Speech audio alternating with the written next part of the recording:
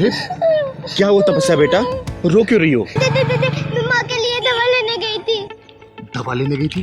क्या हुआ जयंती को, तबीयत ठीक नहीं है क्या? पापा ने मम्मी को बहुत मारा, उनके सर में चोट आई है। लेकिन क्यों मारा बेटा? दीदी पापा मम्मी को पसंद नहीं करते क्योंकि ना पसंद करने का कारण मैं हूँ। क्या तुम्हारी वजह से तुम्हारे पापा तुम्हारी मम्मी को मारते पीटते हैं? हाँ दीदी, पापा को लड़का चाहिए था पर मैं पैदा हो गई। बेटियां तो सौभाग्य से पैदा होती हैं, फिर वो कमीना अपने भाग्य के दरवाजे के ताले को क्यों तोड़ना चाहता है? दीदी मैं माँ के लिए दवा लेने गई थी पर पैसे कम होने के चलते दुकान वाले ने भगा दिया। चिंता मत कर बेटा, दवाई लेके मैं चलूंगी तेरी माँ के पास। चल मेरे साथ। दीदी मुझे पापा से बहुत डर लगता है, कहते हैं कि एक दिन तुझे दहेज देके चांद डालूंगा। तू चिंता मत कर बेटा, चल जरा मैं देखती हूँ कि कौन किस पर जहर देता है। पता नहीं कहाँ चली गई मेरी बेटी, इतनी देर से दिखाई नहीं दे रही है, इतनी आवाजें लगा ली मैंने। अरे चिंता मत कर, मरने नहीं गई होगी। एक बाप होके अपनी बेटी के लिए ऐसे शब्द इस्तेमाल करते हो, तुम्हारी जबान नहीं लड़खड़ाती? मैंने तुझसे कहा था ना मुझे लड़की नहीं लड़का चाहिए, और तूने क्या किया, जिंदगी भर के लिए मुसीबत पैदा करके रख दी। लड़कियों को मुसीबत का नाम देने वाले खुद गुमनाम हो जाया करते हैं, और मेरी बेटी मेरे लिए मुसीबत नहीं, मेरा सौभाग्य है, और उसको मुसीबत का नाम देके अपनी जिंदगी को बर्बादी के रास्ते में मत डालो। ओए सुन, मेरे जितने भी दोस्त हैं ना उन सब के घर में लड़के पैदा हुए हैं। 15 साल बाद उनसे कंधे से कंधा मिला करके चलेंगे, बिजनेस में उनका हाथ बटाएंगे, और मैं क्या करूंगा, घर में बैठ करके बेटी की चौकीदारी करूंगा, जिंदगी भर कमा कमा कर उसके लिए दहेज के पैसे इकट्ठा करूंगा। इतना पागल दिखता हूं क्या मैं तुझे? बोल। बस करो जगत, बस करो, मैं तुम्हारे आगे हाथ जोड़ती हूँ। बेटियां अभिशाप नहीं होती, बल्कि बेटियों के पैर जिस घर में पड़ते हैं ना, वहां से पाप खत्म हो जाते हैं सारे। श्रृंगारी दीदी आप, अगर जयंती बेटी की मांग में भरे सिंदूर का ख्याल ना होता ना, तो तेरी दोनों टांगे चीर कर रख देती मैं। दीदी ये मांग में भरा सिंदूर सुहाग की निशानी होता है, लेकिन इस सुहाग की आग में ना जाने मुझ जैसी कितनी और औरतें झुलस रही है, वो भी सिर्फ इसलिए क्योंकि हमारी कोख पे हमारा बस नहीं है, क्योंकि इन जैसे लोगों को हम बेटा पैदा करके नहीं दे सकते। माँ भले आपको पापा की बात चुभती है पर बुरी मुझे लगती है। मैं चीखती हूँ, मैं रोती हूँ, मैं चिल्लाती हूँ। तपस्या बेटा तू चिंता मत कर, चिंगार दीदी है ना तेरे साथ। माँ आपकी कसम, मैं एक दिन दिखा दूंगी पापा को कि लड़कियाँ बोझ नहीं होती है, लक्ष्मी होती है लड़कियाँ। शाबाश बेटा शाबाश। देखना एक दिन मैं बहुत बड़ी सिंगर बनूंगी और दुनिया भर में मेरा नाम होगा, और आप जो मेरे से नफरत करते हैं ना, आप ही कहते फिरोगे कि तपस्या मेरी बेटी है, मेरी। वाह बेटा वाह, लेकिन आपको इसके लिए बहुत मेहनत करनी पड़ेगी। दीदी मैं बहुत मेहनत करूंगी और एक दिन बहुत बड़ी सिंगर बनूंगी, देखिएगा। ये पकड़ बेटा। ओए घटिया सोच रखने वाले नीच इंसान, तुझे भी पैदा किसी औरत ने किया होगा और उसे भी किसी औरत ने ही पैदा किया होगा। अगर वो औरत तुझे पैदा नहीं करती ना, तो तेरा कोई वजूद नहीं रहता, समझा? श्रृंगारी दीदी इस इंसान को कुछ भी समझाना कोयले की खान में सफेदी करने के बराबर है। जयंती बेटा चिंगारी वो बला है ना, अगर अपनी पे आ गई तो कोयला भी रंग बदलने पे मजबूर हो जाता है। फिर इस घटिया इंसान की औकात ही क्या है? अरे इसकी सोच कैसे नहीं बदलेगी, मैं भी देखती हूँ। दीदी इस इंसान की नजरों में लड़कियों की कोई अहमियत नहीं है। इसको आज लड़कियों की खासियत तो अहमियत के बारे में बताती हूँ मैं। सुन ले ओ गंदे नाली के कीड़े, लड़कियों ने क्या क्या कारनामे करके दिखाए ना, मेरी जुबानी सुन। श्रीमती सरोजिनी नायडू, श्रीमती प्रतिभा पाटिल, पीटी उषा, किरण बेदी, लता मंगेशकर, आशा भोसले, इन सबके नाम इतिहास के पन्नों में सुनहरे अक्षरों में दर्ज है। अरे देश उनकी विभूतियों को सलाम करता है, और तू ये बच्ची है ना, ये कल के आने वाली स्टार है, उभरता हुआ सितारा है ये। कल को जब ये आसमान की बुलंदियों को छुएगी ना, तो तू किस मुंह से इसे बेटी बोलेगा? बोलना, किस निगाहों से इसे नजरें मिलाएगा? बोलना, बोल। दीदी मैं अपनी घटिया सोच पर बहुत शर्मिंदा हूँ, मुझे माफ कर दो दीदी। और जयंती मुझे माफ कर दे। तपस्या बेटा मुझे माफ कर दो बेटा। नहीं पापा माफी नहीं, वो दिन मैं जरूर लाके दिखाऊंगी। पूरा दुनिया भर में कहते फिरोगे कि तपस्या मेरी बेटी है, मेरी। परीक्षा बेटा, फोन रखो, ये लो, खाना खाओ। माँ कितना ख्याल रखती हैं आप मेरा। माँ अपनी गुड़िया रानी का ख्याल इसलिए रखती है क्योंकि मेरी गुड़िया रानी ना गुलाब की कली जैसी है। अगर माँ अपनी गुड़िया रानी का ख्याल नहीं रखेगी तो मेरी गुड़िया रानी मुरझा जाएगी ना। चलो खाना खाओ। अच्छा माँ, आपने मेरा नाम परीक्षा क्यों रखा है? बोलिए ना माँ। बेटा, मेरा बस चलता ना तो मैं दुनिया की हर लड़की का नाम परीक्षा रख देती। पर क्यों? परीक्षा बेटा, एक लड़की पैदा होने से लेके अपने जीवन के अंत तक परीक्षा ही देती रहती है। उसका जन्म ही परीक्षा देने के लिए होता है। तुम बहुत छोटी हो अभी, तुम्हारी समझ में नहीं आएगा। तुम खाना खाओ। नहीं, मैं बताओ ना। परीक्षा बेटा, जब कोई लड़की पैदा होती है ना और जब वो समझदार बन जाती है तभी से उसकी परीक्षा शुरू हो जाती है। उसके सब्र की परीक्षा, उसके धैर्य की परीक्षा, उसके चुप रहने की परीक्षा, उसके बोलने की परीक्षा। घरों में, स्कूलों में, कॉलेज में, रिश्तेदारों में, हर जगह उसे परीक्षा से गुजरना पड़ता है। जब लड़की की शादी हो जाती है ना और जब वो ससुराल चली जाती है तो उसे कदम कदम पे परीक्षा देनी पड़ती है, सिर्फ ये साबित करने के लिए कि मैं बदचलन नहीं हूँ, मैं झूठी नहीं हूँ, मैं मक्कार नहीं हूँ। अपनी पति की जरूरतों को पूरा करना, सास ससुर की जरूरतों को पूरा करना, अपने बच्चों की जरूरतों को पूरा करना, ये सब चीज जिंदगी भर वो परीक्षा ही देती रहती है बेटा, परीक्षाएं। माँ, आप कितनी गहरी बात बता रही हो। परीक्षा बेटी, और जब लड़की सास बनती है ना तो उसकी डबल परीक्षा शुरू हो जाती है। परीक्षाओं की भीड़ से गुजरते गुजरते अंत में वो मौत की चिता पर उसकी परीक्षा खत्म होती है। और परीक्षा का परिणाम तब आता है ना जब वो लाश बन जाती है, कुछ सुनने लायक नहीं रहती और लोग बोलते हैं कि बेचारी अपने परिवार के लिए सब कुछ त्याग दी। अपने परिवार के लिए उसने सब कुछ खत्म कर दिया। अपने बच्चों के लिए लड़ते लड़ते बेचारी वो जिंदगी से हार गई, जिंदगी से। इसलिए मेरा नाम परीक्षा रखा है। हाँ बेटा, इसीलिए मैंने तेरा नाम परीक्षा रखा। माँ, वो मेरी माँ कैसी होगी जिसने मुझे पैदा करके मरने के लिए छोड़ दिया था? मरने के लिए नहीं बेटा, जीने के लिए छोड़ गई थी। अगर मरने के लिए छोड़ती ना तो मंदिर की सीढ़ियों पे नहीं छोड़ के जाती। जरूर उस लड़की की कोई ना कोई मजबूरी रही होगी बेटा, वरना कोई अपने कलेजे के टुकड़े को ऐसे अलग कैसे करता है। छोड़िए सब, खुद भी दुखी होती है और मुझे भी रुलाती है।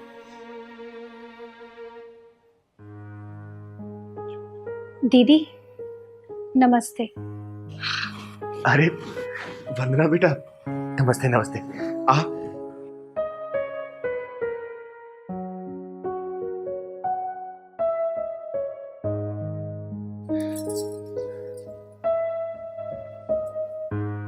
खुश रहो बेटा, भगवान तुम्हें हमेशा खुश रखे, ऐसे मुस्कुराती रहो। क्या बात है वंदना, आज इतनी उदास क्यों लग रही हो?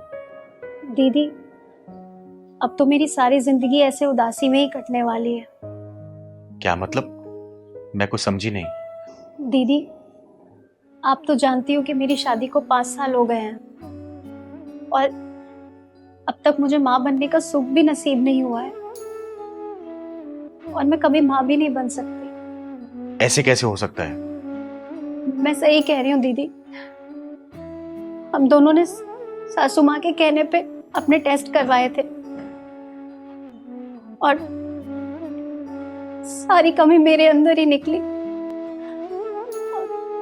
रिपोर्ट में साफ साफ लिखा है कि मैं कभी माँ नहीं बन सकती। वंदना बेटा, ये सब तो ऊपर वाले की मर्जी से होता है, इसमें हम इंसानों का कोई जोर नहीं चलता। तुम किसी अनाथ आश्रम से कोई बच्चा क्यों नहीं अडॉप्ट कर लेती? यही सोच के तो मैं आपके पास आई हूँ दीदी। मैं कुछ समझी नहीं, मेरे पास क्यों आई हो? किसी अनाथ आश्रम में जाके बच्चा अडॉप्ट कर लो, 10-15 दिन में मिल जाएगा तुम्हें बच्चा। दीदी मैं चाहती हूँ कि मेरे सुने आंचल में परीक्षा को डाल दो। वंदना बेटा, परीक्षा मेरे जिगर का टुकड़ा है, मैं इसके बिना एक पल भी नहीं रह सकती। नहीं, मैं अपनी माँ को छोड़ के कहीं नहीं जाऊंगी। वंदना बेटा, तुम तो जानती हो ना कि मैं परीक्षा को किस हालात में मंदिर से उठा के लेके आई थी। ये भगवान का वो प्रसाद है जिसे मैं सिर माथे लगा के रखती हूँ। जीने का आधार है ये। इसके बिना मैं एक पल भी जी नहीं सकती बेटा, एक पल भी नहीं। दीदी एक वो थी जो अपने बच्चे को मरने के लिए छोड़ गई। एक आप हो जो अपनी नजरों से एक पल के लिए ओझल नहीं करती, और एक मैं हूं जो आंचल फैला के आपसे भीख मांग रही। वंदना बेटा, परीक्षा को लेके मैं स्वार्थी हो चुकी हूँ, और मेरा स्वार्थ इतना है ना कि ये अब मेरी कमजोरी बन चुकी है। इसके बिना मैं एक पल भी नहीं जी सकती बेटा, एक पल भी नहीं। दीदी भगवान की भी कैसी लीला है ना, आप बच्चा पैदा नहीं कर सकती लेकिन फिर भी आपको बच्चे का सुख है, और एक मैं हूं पैदा करना चाहती हूँ लेकिन भगवान मुझे ये सुख ही नहीं देना चाहता। तुम चिंता मत करो वंदना, मैं तुम्हारे साथ कल अनाथ आश्रम चलूंगी। मेरी जान पहचान है वहां पर।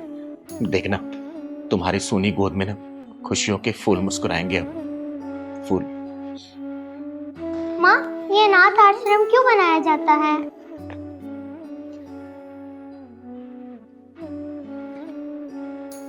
परीक्षा के सवाल का जवाब है क्या आप लोगों के पास? ये अनाथ आश्रम क्यों बनाया जाता है? किशोरी कुछ ऐसा इंतजाम हो जाए, जुबां पे राधा राधा राधा नाम हो जाए। कितना प्यारा गाना गा रहे हैं दोनों बच्चे। हाँ दीदी बहुत अच्छा। आप तो जरा। किशोरी कुछ ऐसा इंतजाम हो जाए, किशोरी कुछ ऐसा इंतजाम हो जाए, जुबां पे राधा राधा राधा नाम हो जाए, जुबां पे राधा राधा राधा नाम हो जाए, किशोरी कुछ ऐसा इंतजाम हो जाए। कितना प्यारा गाना गा रहे हो तुम लोग, इतना प्यारा भजन। इतने अच्छे सिंगर होके भी ये भीख मांग रहे हो। दीदी हम भीख ना मांगेंगे ना तो हमें भूखा रहना पड़ेगा। बेटा तुम्हारे घर में और कौन कौन है? हमारी मम्मी है, उनका एक पैर खराब है, वो चल नहीं पाती है। बच्चों ये गाना कहाँ से सीखा, किसने सिखाया? हमको हमारी मम्मी गाना सिखाती है। अच्छा बच्चों, तुम दोनों का घर कहाँ है? स्कूल के पीछे हमारा घर है। बच्चों क्या हम तुम्हारी मम्मी से मिल सकते हैं? हाँ दीदी मिल सकती हो, चलो हमारे साथ। हरे कृष्णा हरे कृष्णा। आपका नाम क्या है बेटा? और आपका? रुद्र। मम्मी मम्मी देखो आपसे कोई मिलने आया है। अरे बैठिए, आप बैठिए। नमस्ते, मेरा नाम चिंगारी है, चिंगारी किन्नर। नमस्ते दीदी। माँ ये दीदी आपसे मिलना चाहती थी। आइए दीदी बैठिए। बहन शायद आपको पता नहीं होगा कि आपके घर में दो अनमोल रत्न ने जन्म लिया है, जिनके गले में साक्षात सरस्वती जी का वास है। कितना सुरीला गाते हैं ये दोनों। बहन आपका नाम क्या है? दीदी हमारा नाम रागिनी सरगम है। अरे वाह क्या नाम है, रागनी। तभी तो आपके बच्चे इतने सुरीले हैं। दीदी गरीब इंसान कितना भी गुणी क्यों ना हो, उसकी गरीबी सारे गुणों पर भारी पड़ती है। पर मैं जानती हूँ कि मेरे बच्चे फुटपाथ पर गाते गाते ही बड़े होंगे और एक दिन गुमनाम मौत की गोद में सो जाएंगे। नहीं रागिनी बहन, ऐसा नहीं होगा। ये दोनों बच्चे आपकी जिंदगी से अंधेरा दूर करने के लिए पैदा हुए हैं। ये दोनों अपने सुरों की रोशनी से आपकी गरीबी के अंधेरे को दूर करेंगे, और देखना आपकी ये जिल्लत भरी जिंदगी ना यही बच्चे दूर करेंगे। यही। दीदी ऐसी बातें सुन के दिल को तसल्ली तो मिल जाती है, लेकिन सच्चाई क्या है इससे मैं अच्छी तरह वाकिफ हूँ। ऐसी बात नहीं है रागनी बहन, मैं एक बहुत बड़ी म्यूजिक कंपनी जिसका नाम है फटाफट प्रोडक्शन, उनके मालिक श्री केसी चौधरी जी को जानती हूँ। बहुत ही नेक दिल इंसान है और मुझे पूरा विश्वास है इन दोनों बच्चों की गायकी सुन के इन्हें वो गाने का मौका जरूर देंगे और ये दोनों बच्चे गायकी में अपना परचम लहराएंगे। याद रखना इस बात को। सच दीदी, क्या हमारे गाने की रिकॉर्डिंग होगी? क्या दीदी हमारे गाने को सब लोग देखेंगे? हाँ मेरे बच्चों, आपके गाने को लोग सुनेंगे भी और सारी दुनिया देखेगी भी। दीदी, हमें अपनी किस्मत पे भरोसा नहीं होता कि हमें भी अच्छे दिन दिखाएगी। बहन, किस्मत भी साथ देगी और इन बच्चों का भविष्य भी।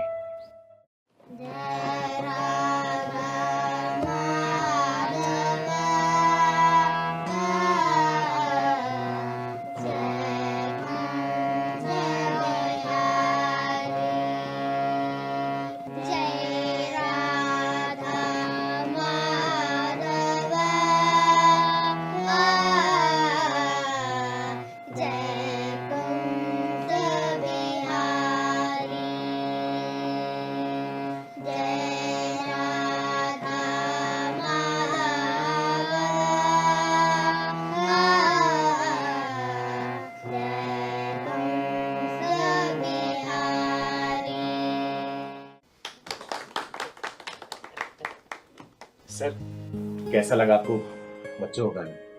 चिंगारी जी, माइंड ब्लोइंग, फैंटास्टिक। ये कल के हमारे उभरते हुए सितारे हैं। तो फिर बच्चों को चांस देगी हमारी कंपनी? बिल्कुल, क्यों नहीं देगी।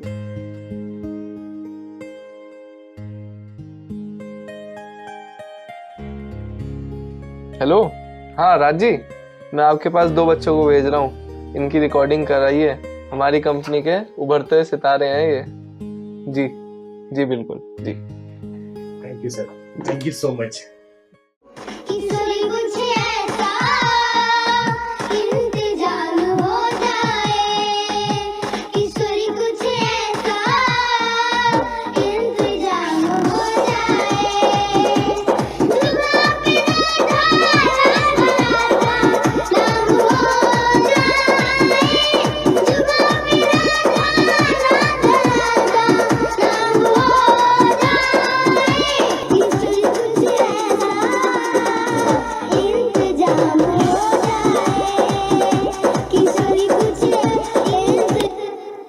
तपस्या और रुद्र दोनों बेटा मिलकर गाओ और एक साथ गाओ, रिदम से चिपक कर, ठीक है? और सुर प्रॉपर लगाओ बेटा, जैसे यहाँ पे गाए थे। आओ तो फिर से टेक करते हैं, आ जाओ।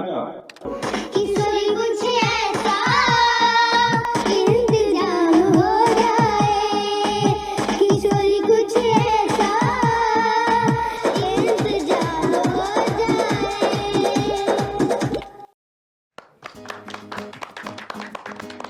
आज ये हमारी कंपनी के लिए बड़ा प्राउड मोमेंट है कि ये दोनों लिटिल स्टार जिस मुकाम पे पहुंचे हैं और पब्लिक के दिलों में राज किया इन्होंने।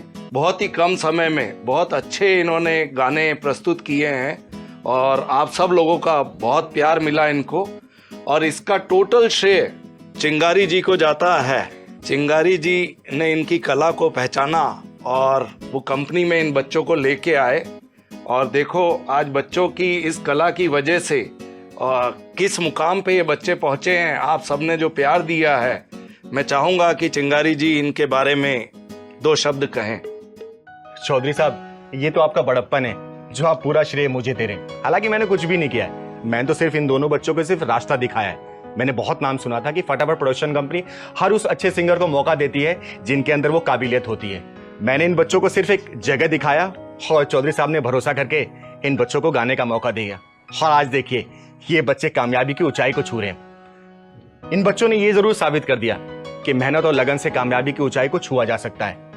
इनकी माँ जो कि पैरों से अपंग है, इन्होंने अपने बच्चों को सुरों के वो पंख लगा दिए जिन पंखों के सहारे ये बच्चे आसमान में उड़ के कामयाबी को चूम रहे हैं। धन्यवाद।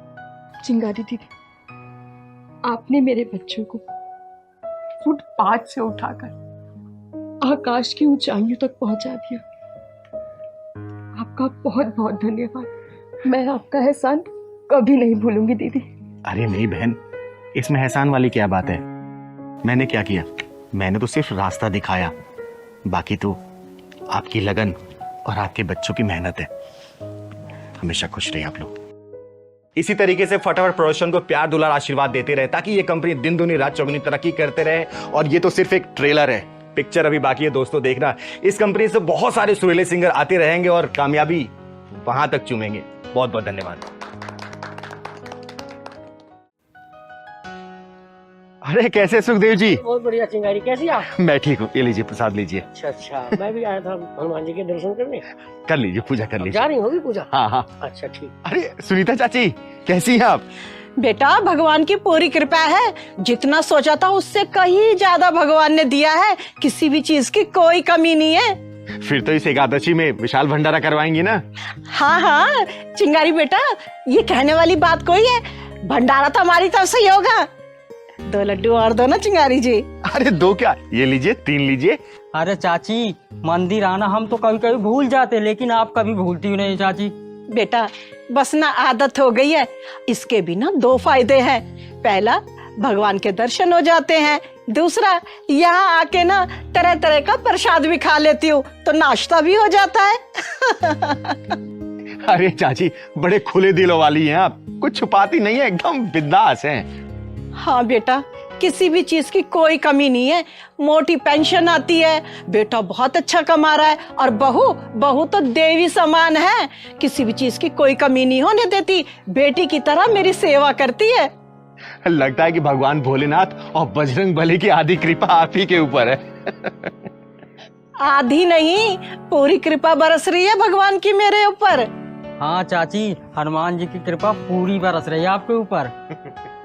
तो फिर एकादशी का भंडारा आपकी तरफ से पक्का होना चाहिए, याद रखिएगा। हाँ हाँ चिंगारी जी, इस बार पूरा भंडारा मेरी तरफ से, सारा खर्चा मैं ही उठाऊंगी। और हाँ, इस मंदिर का जितना भी काम बचा है ना, सारा खर्चा मैं ही उठाऊंगी। अरे वाह, क्या बात है। अच्छा चल पहलवान।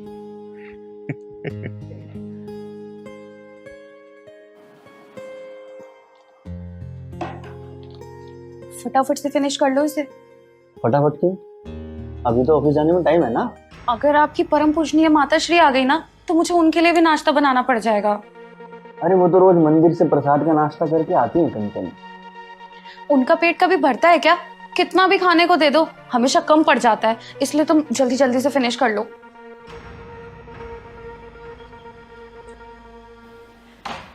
करमराज बेटा, नाश्ता कर रहे हो? आप बोलो तो छोड़ देता हूँ, नहीं करूँगा। नहीं नहीं बेटा, तुम नाश्ता करो, मैं तो मंदिर से ना प्रसाद का नाश्ता करके आ रही हूँ।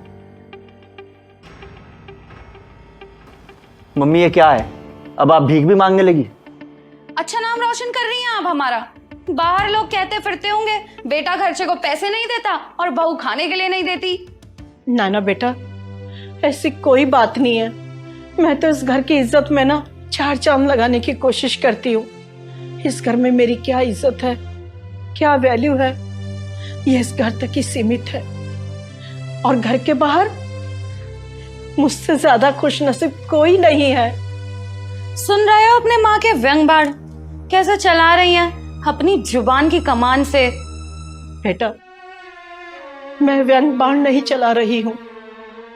घर के बाहर इस घर के ना मान सम्मान के चर्चे होते हैं। अरे लोग मुझसे जलते हैं, बोलते हैं इसकी बहू कितनी अच्छी है, बेटा कितना अच्छा है, कितनी आज्ञा मानता है मेरी। अरे मेरे बहू बेटा तो मेरे बिना एक कप चाय भी नहीं पीते हैं। अरे अभी तक मेरा बेटा सारी सैलरी मेरे हाथ पे लाके रखता है, और मुझे तो मोटी पेंशन मिलती है, सारी सुख सुविधा है मेरे घर में। मेरे बहू बेटा मेरी बहुत सेवा करते हैं। और बेटा, इस घर की ना महान मर्यादा इस घर से बाहर कहीं नहीं जाएगी बेटा। मैं हमेशा इस चीज का ध्यान रखूंगी। क्या हुआ शीला बहन, रो क्यों रही हो आप? चिंगारी दीदी, मेरे उनका एक्सीडेंट हो गया है, सिर में बहुत चोट आई है, ऑपरेशन होगा, अभी के अभी 3 लाख रुपए जमा करने पड़ेंगे। देखो शीला बहन, आप परेशान मत हो, पैसे का इंतजाम मैं करती हूँ। कौन से अस्पताल में है वो? City hospital. अच्छा ठीक है, मैं 1.5 से 2 घंटे वहां पैसे लेके पहुंचती हूँ। ठीक है, आप परेशान मत होना।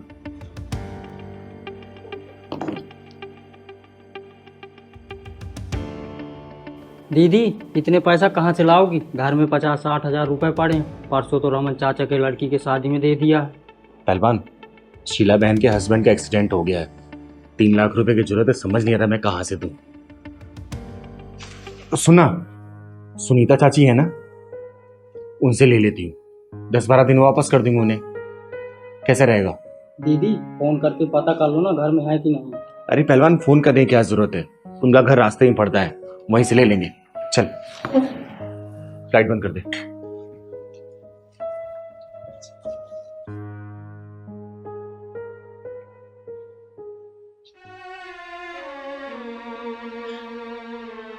बाहर लोग सोचते होंगे कि मैं घर में अच्छा खा रही हूँ, अच्छा पहन रही हूँ, लेकिन उन्हें क्या पता, अगर मैं मंदिर से प्रसाद लाकर ना खाऊं तो सारा दिन भूखे ही मर जाऊं।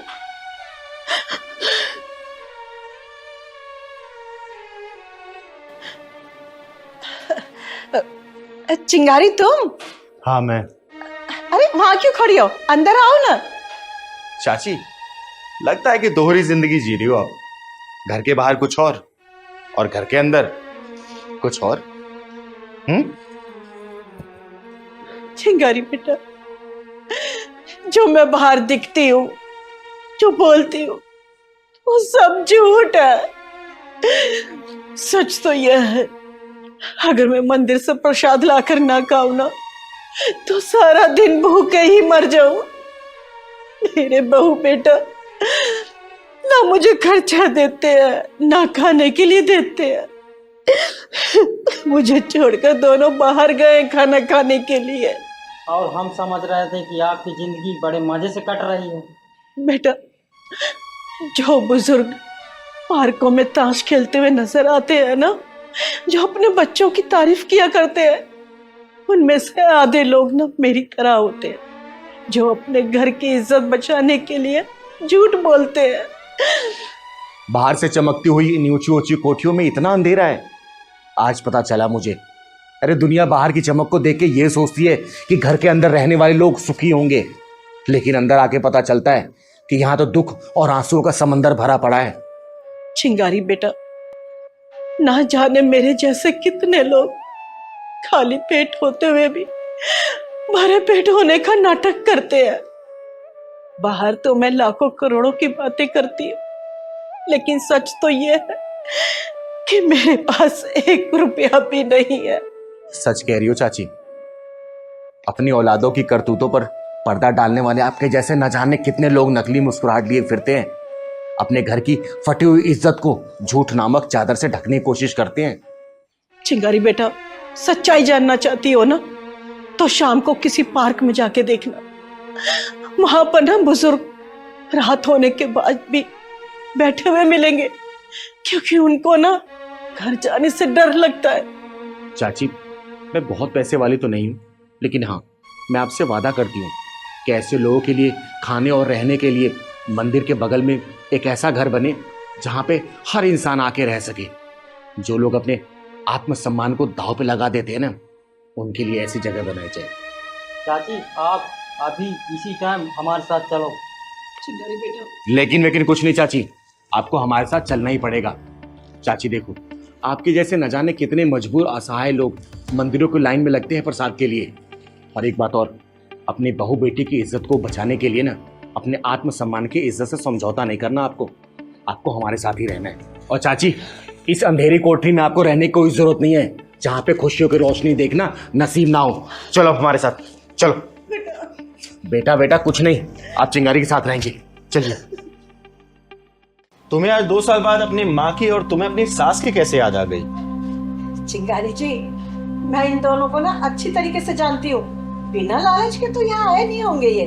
माँ जी, हमारी गलतियों को भुला दीजिए और चलिए हमारे साथ घर। हाँ माँ, आपके बिना घर अच्छा नहीं लगता। माँ जी अब कहीं नहीं जाएंगी यहाँ से। चिंगारी जी, जरा इनसे पूछिए तो सही, आज इनके मुंह से ये मीठे मीठे बोल मक्खन वाले कैसे निकल रहे हैं? कल भी तो यही माँ थी ना जिसे देख के इन दोनों को बुखार आ जाता था। जवाब दो अपनी माँ का। आज कैसे तुम दोनों को अपनी माँ के ऊपर इतना प्यार आ रहा है? जो तुम लोग इतने मजबूर हो गए हो अपनी माँ को ले जाने के लिए? चिंगारी जी देखना, किसी का फोन आ रहा है। कट गया, किसी कंपनी वाले का था। माँ जी आपके जाने के बाद। ओए बेशरम औरत, झूठ मत बोल। इन्होंने खुशी से घर नहीं छोड़ा था। इनके हस्बैंड की मौत हो जाने के बाद जब तुम दोनों को ये लगा ना कि इनसे कोई फायदा नहीं मिल सकता, उल्टा तुम दोनों को खर्चा करना पड़ेगा, इनकी सेवा करनी पड़ेगी, तुम दोनों ने मिलकर इनको मजबूर कर दिया घर छोड़ने के लिए। समझे? दीदी लालच के घंटी टंटनाते हुए माँ जी का दिल बहलाने आए हैं।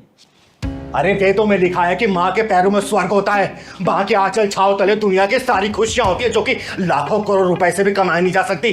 अरे माँ का दिल तो ममता का सागर होता है जिसकी गहराई भगवान भी नहीं आ पाया। और आजकल के बच्चे माँ बाप को इसलिए घर से बाहर निकाल देते हैं ताकि माँ बूढ़ी हो गई है, बाप बूढ़ा हो गया, कोई काम का नहीं रहा है?